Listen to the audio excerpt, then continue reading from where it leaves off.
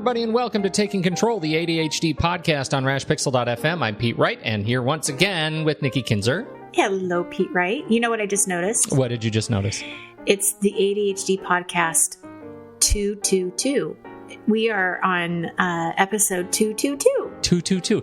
You know, we have a ritual, a good luck ritual that somebody started in the 6th grade for me. Where whenever the clock hits 222 or 3:33 or something, you have to kiss a wish. You have to kiss a wall and make a wish. So, see, I knew about the make the wish, but I have to admit I've never kissed the wall. Yeah, you have to kiss the wall. Yeah, that's another thing. Nice. Yeah, so it's really not a sanitary thing, depending on where you are. No, not at all. So you know what? I'm going to stay with just making a wish. You should make a wish. But you may want to try it. You may want to just push that. See if your wishes become bigger or stronger if you kiss a wall once in a while. Yeah. All right. So everybody that's listening has to kiss a wall and make a wish because you're listening to episode 222 right now. Yes. Right now. Pete's 6th grade self says, kiss a wall. Do this. We are going back to school this week. I love it. It's back to school season. It's a subject that is close to my heart. But before we do that, head over to TakeControlADHD.com. Get to know us a bit better. Listen to the show right there on the website. Subscribe to the mailing list. And make sure you get caught up on all of our episodes in your email. Connect with us on Twitter and Facebook. Take Control ADHD. And call us 503-664-4ADD. If you're going back to school, we want to hear how it's going. What tools are you using? What strategies are you using to keep up and get started on the right foot? We'd love to hear from you. We've got group coaching one more week to get yourself signed up, right?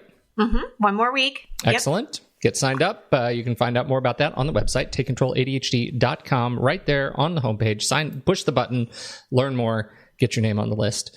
And I think that's it. Yeah, I think so. All right. So back to school. Back to school. Back to school. Okay. Where would you like to start this particular conversation? Well, I decided to make the first topic of this series easing the transition to college. And this, dealing with transitions in ADHD can be difficult no matter what the transition is. Big ones, especially like getting married, having a baby, going to college. All of these things are really happy events, right? But they can cause still so much great deal of anxiety and stress in our lives. So we're going to focus on that transition of people going to college. So it could be a young adult, leaving home for the first time, which is kind of scary and exciting and everything for the college student and for the parent. But it can also be for the adult who is going back to school and they're working. And, I have a client who works full time as a teacher, but she's getting her master's in teaching as well. So gosh, what a load there, workload trying to do both. So that's what we're going to talk about. I love it. Yeah. I love back to school season. I'm starting to teach my first class. I'm teaching the second half of the first term. So I'm not starting it, but I'm just preparing my classes. I'm just starting to see my student list show up. And so I've got this stuff on the brain. Awesome. So this is great timing. And you're going to have a lot to contribute, I'm sure, for the next few weeks. Yes. I hope. All right. Well, the first thing, actually, it's not even the first thing. It's a set of conversations that I would suggest parents having with their children, their adult children. But also, if you're an older adult, I mean, not, you're not 18, going to school, having these conversations either with your spouse or a friend or a partner, just somebody to kind of bounce ideas off of. And it's really a set of conversations. This is not meant to be all one long conversation because as you are going to hear me talk, there's like about 6 different categories here that we want to address. And one of the first conversations I would have with the student that's going to college for the first time, and this is probably mainly for the younger adults, is what do they expect the college experience to be like? And really just listening to them and hearing what they think it's going to be like.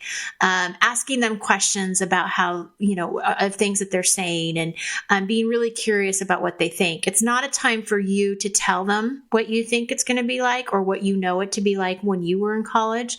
But it's really just a conversation to get a feeling of where they're at. It's an opportunity to really reflect on expectations, to get that sort of a foundational set of expectations Yeah, well, and it just gives you a better idea of what is going on in the kid's mind, right? And in the student's mind, because we don't want to assume that they're scared because maybe they're not. And we don't want to assume that they're excited because maybe they're scared. I mean, we don't know, so it's just giving you a chance to have that conversation in a safe place for the, hopefully for the student to be able to talk to you about it and you not butting in with what you think. And that's kind of the most important key here is just to really listen to them. Don't try to solve their problems, but really just listen to it. And then the next conversation that I would have with your student is to kind of figure out, what are the challenges that they faced when they were in school before. Many students are coming from IEP plans already. They've had challenges with time management, study skills, testing. They kind of know that that's an area where they struggle. So having that conversation of, okay, so where did you struggle the most? What subjects did you struggle the most? And where did you succeed? What are your strengths? What do you feel like you were really good at? And really kind of taking a self-analysis of the good and the bad so that you can start to address these things going into the college level. Because as you know, it is different, going to college than what you experienced in high school. And so trying to kind of pre-plan maybe some of the issues beforehand, if that makes sense. Yeah. Yeah, and I'll speak up here on, on behalf of faculty members. Yeah. Because this is really important to me too, as somebody who gets up in front of a class and teaches them, is if you have a particular weakness, if you have a subject area that was weak, if you have a particular skill that was weak, maybe it's in note taking, maybe it's in test taking, whatever it is, there is one side where you get in touch with disability services, right? And you're going to have to do that. Because faculty they're not allowed to have conversations, right, with you about making study plans. Like I'm not allowed to go ahead and change the way the class works for you without some sort of interaction with the disability services because of FERPA and all sorts of regulations. But I do deeply appreciate knowing the challenges that you are dealing with. So the first thing I'm going to say, if somebody comes to me, once you've had this conversation, get in touch with your faculty members that you're going to be working with because they need to know. Don't feel like you need to have shame or embarrassment or anything.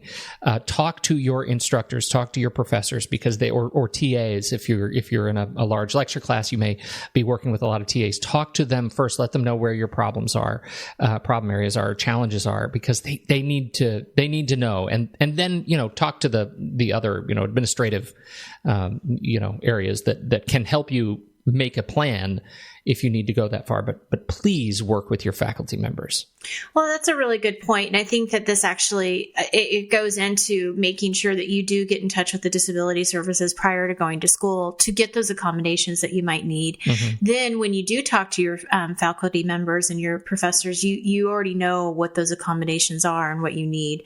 And some people assume that because they had them in high school, they're going to have them in college, and you can't make that assumption. You're going to have to go in and make sure you go through the right process and red tape, in college.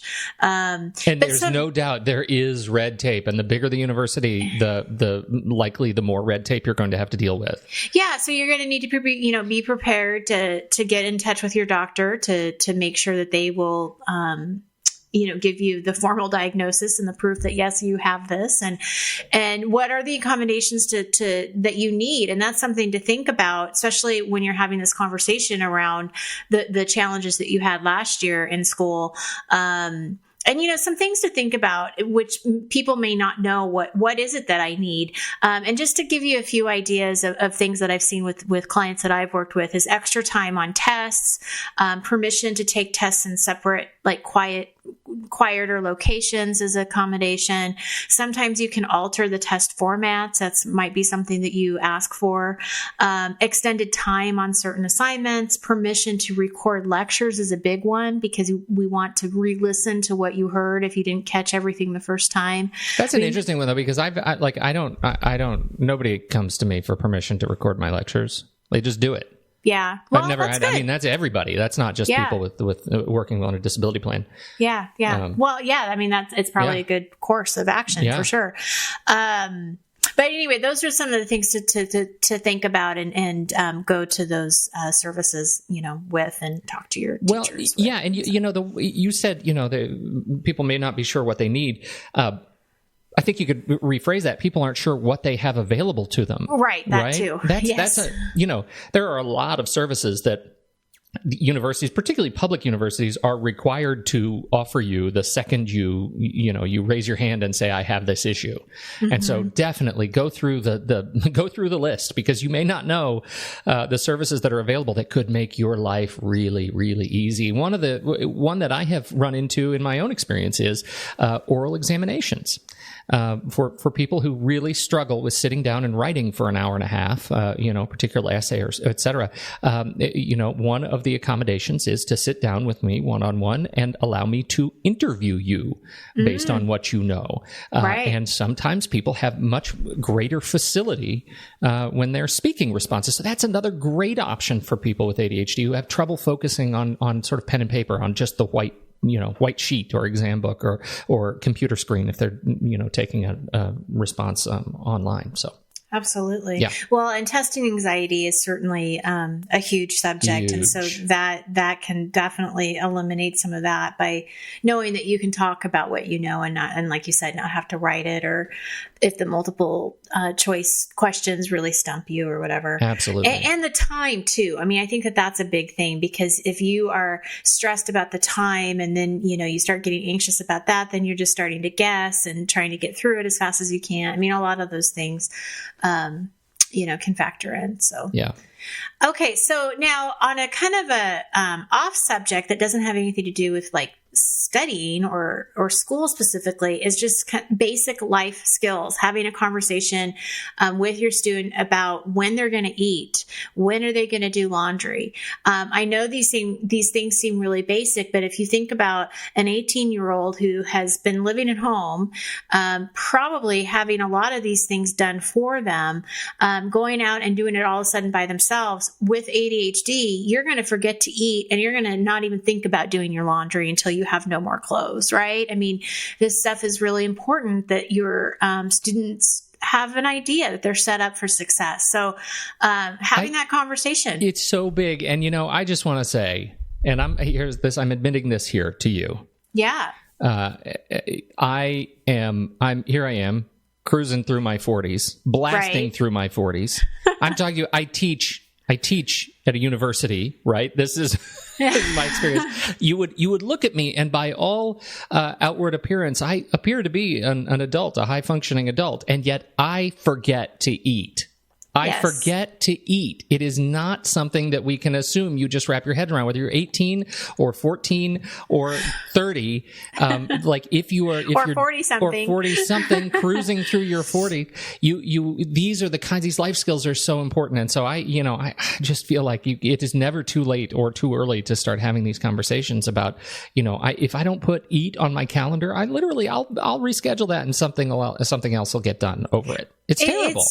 It is so true. I mean, I had a conversation just recently with one of my students that I coach, and we were looking at her schedule, and Mondays, Wednesdays, and Fridays are just packed. I mean, they're just like, those are her heaviest days. And we had to sit there and really look at, okay, when are you going to have breakfast? You're not going to have time to go to the dining hall. So you're going to have to actually have some kind of breakfast in your room ready for you. So we were kind of talking about different options. When are you going to eat lunch? And like you said, putting that in her planner, in her calendar, eat lunch between this time. Otherwise, she won't be eating until dinner because she's so busy in the afternoon. So, these basic life skills are really important. And I think even as parents, we kind of assume that they would just know that they eat at lunchtime, but I'm telling you, they don't. They really don't. They won't think about it. They'll get distracted, and, or they're going to eat, be blunt, they're going to eat crap. Yeah. And they're going to, especially if they're on a meal plan, like if they're going the traditional route. And obviously I should say there are so many different ways right now to get a higher education that, we make some assumptions, and I think some of those assumptions based on our own experience, right. Sort of. But if they're on a meal plan, they're going to go and they're going to eat. They're going to have a lot of options because meal plans at most universities are really, really nice right now. But they're still going to go straight for the cereal bin, and they're going to have that and like 14 little glasses of like juice. Mm-hmm. And they're not going to potato chips or like it's going to be awful. And so help coach them in the right direction. Absolutely. So that's a very important conversation to have, and probably more than just one conversation. Right. Another conversation is around just basic study habits, and we will have more tips on study habits in the podcast and also on the blog. So please visit in the next few weeks. Both of those, come back to the podcast and visit the blog on Take Control ADHD, because you will find more information about that. But I think the initial conversation is just getting an idea from your student, where is the best place for them to study? And, is it going to be in their dorm room? Is it going to be in the library? Is it going to be outside? Where are they going to be less distracted? You sometimes need to build a study map, like where, because those places are not going to be, like, you can't have one place to study. Like, you really need to be comfortable with a number of different places depending on what's going on. Well, yes. And I think it's important to have the conversation of what helps you focus. Is that a fidget toy? Is that having background music? Because if your roommate doesn't like background music, then you've already eliminated one place that you can't really study unless your roommate's not there, right? Mm-hmm. I mean, these are the things to kind of just work through and kind of figure out, what you need, where you're going to focus the best. And it may take some practice. And that's the other thing, is I have a brand new student I'm working with right now who is a freshman going in for the very first time. And we really don't know where the best place for her to study is yet. And so we're going to figure that out, in the first couple of weeks of her starting school, we're going to figure it out. But it's something to pay attention to and have a conversation around for sure. Absolutely. Okay, so let's see. That's it, because we've already talked about the disability services. So, those are the conversations I would have with students as they're going in. And again, if you're an adult going back to school, same kind of conversations that you're having with yourself or with a partner or spouse or friend, just to be able to get that second pair of eyes to kind of help you, figure this out. Like, how is this all going to work for you? On a side note, if you're thinking about hiring an ADHD coach to get you through college, I think it's a fabulous service, personally. I do too. I love it. It is definitely one of the things I love doing. I love working with these students, and I had the pleasure of seeing somebody graduate last year, and it was a great honor to see him get that diploma. So, of course, if you are interested in hiring a coach, give me a call. I can help with these conversations with your students as well as you, and, give them the support and accountability and everything that they need throughout the year as well. If you are thinking about hiring a coach, I do recommend that you meet with that coach prior to starting school, at least one session, so that we can have these conversations before you actually get into the thick of things, because then it might get kind of stressful. Not to say that it can't work, but if you're listening to this and you're not starting school until the end of September, what I'm saying is you don't have to wait until the end of September to talk to your coach. Yeah. If that makes sense. Absolutely. Next, or this week on the blog, I'm going to do a post on how to get your schedule right. And that has some really great ideas on how to schedule for the person who has ADHD, because your schedule might look a little different than somebody that doesn't have it. Oh, so that's so great. Especially looking at the, how to manage the things you can't control on your schedule. Yeah. That's so big. Yeah. Can't good wait. Stuff. All right. Thanks everybody for downloading, listening as always. And on the blog, speaking of the blog, we've had some folks go in and sign up for our new blog email service. If you want to make sure you don't miss any of Nikki's articles, so she posts about twice a week, right? I do once a week. Actually, once a week. Yeah, because you've got the podcast once a week and you got the blog post once a week. And usually, not always, but usually I try to do a theme. I'm a theme person. Very themed. So whatever we talked on the podcast, I usually add, I'll try to supplement that with the blog post, but I can't always say that that's always going to happen because sometimes I just feel like writing and it has nothing to do with the podcast. Right. That's right? Fair. That's okay too. And that's okay too. So thank you, everybody. So go over to the blog. You can sign up and have just the blog posts delivered to you whenever Nikki posts them. And so as soon as she posts and publishes, you get the article in your inbox. So Yay. That's the deal. Thank you, Nikki, as always. Thank you for downloading and listening. On behalf of Nikki Kinzer, I'm Pete Wright, and we'll catch you next week on Taking Control, the ADHD podcast.